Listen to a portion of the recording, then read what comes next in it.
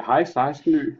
Jeg synes selv, at det er ret rørende. Jeg sidder her og tænker dybt på jer en lørdag eftermiddag, men sådan er livet en gang imellem, og jeg glæder mig jo også over, at I sikkert også sidder og tænker på mig, og derfor skynder jeg hen og ser denne her video, som jeg er ved at lave.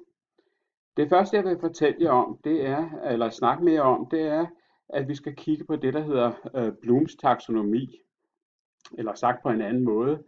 Hvordan kan det være, at jeg ikke bare kan copy-paste definitioner fra en e-bog ind til mine fælles noter? Jeg har jo været inde og kigge på jeres fælles noter, og jeg har også skrevet nogle kommentarer til det, I har lavet sidste gang.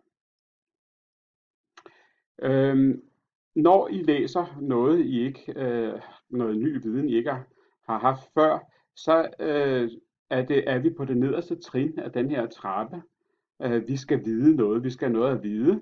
Og når vi lærer noget, så går vi fra det meget simple til det mere komplekse, eller måske endda fra noget, der er kendt, til noget, der slet ikke er kendt. Og jeg kan se, at den arme mand er på vej op ad den her taksonomiske trappe, og han synes, det er lidt hårdt at komme op ad de her høje trappetrin, og sådan kan det også være en gang imellem. Men det handler om, er, at når man læser en tekst, så får man viden, men man skal også forstå det, man læser. Og derfor er det ikke nogen særlig god idé bare at copy-paste et afsnit fra en e-bog og så over til ens fælles noter, så lad det stå der.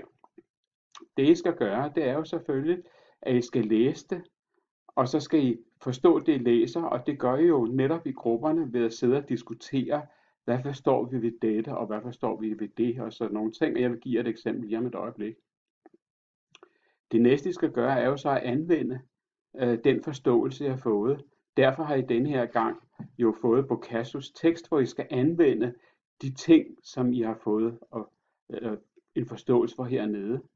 Og jeg vil allerede nu afsløre, at det samme gentager sig en gang til med en moderne tekst. Det var jo en klassisk novelle.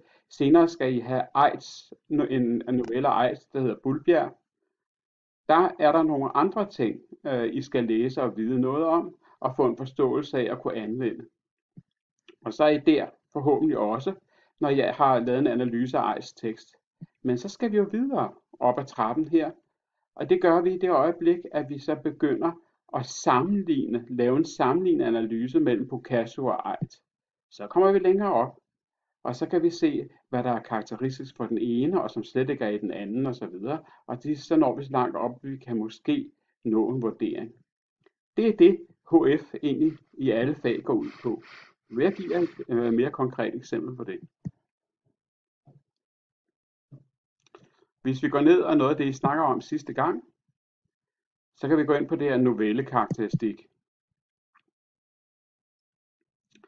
Og der er det jo meget fristende at sige, jeg er blevet bedt om klassiske novelletræk, og her står jo så 6 pinde eller 5 pinde, og jeg tager lige, og så gør jeg sådan her, copy-paster dem, og så sætter jeg dem ind i mine noter, og så står der en hel masse tekst, og så bliver læreren glad. Men det er sådan set ikke det, det drejer sig om. Det drejer sig om, at I sætter jer ned og læser det her, og så diskuterer I i grupperne. For eksempel, hvad vil det sige, at en novelle er stramt opbygget?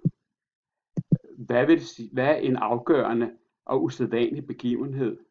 Hvad er et omdrejningspunkt? Hvad er et betydningsfuldt vendepunkt? Hvad er en pointe? Sidde og drøfte de her ting, og så med jeres egne ord skrive det ned i jeres noter, i jeres fælles noter. Altså, man så må sige, ikke bare sluge det her råt. I ved, hvad der sker, hvis man spiser noget uden at tygge, så får man hård mave, og tingene kommer ikke ud igen.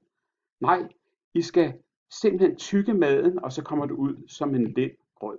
Jeg håber, I kunne lide det billede. Nå, næste gang, så skal vi videre med det her, og I skal jo så lave en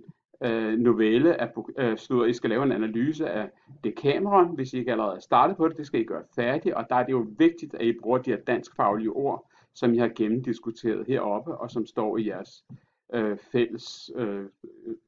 fælles noter.